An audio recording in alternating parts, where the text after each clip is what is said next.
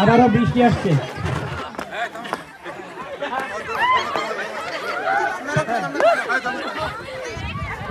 অবশ্যই ভালো করে দেখতে হবে, কেউ যাতে দাগের বাইরে যেতে না পারে।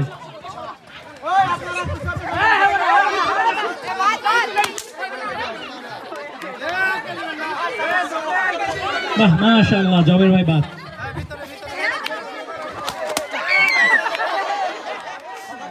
সাজু ফার্স্ট হবে, আমরা দেখতে পাচ্ছি সাজু ফার্স্ট হবে।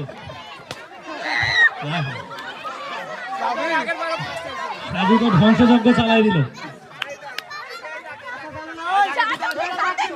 ছোট হয়েছে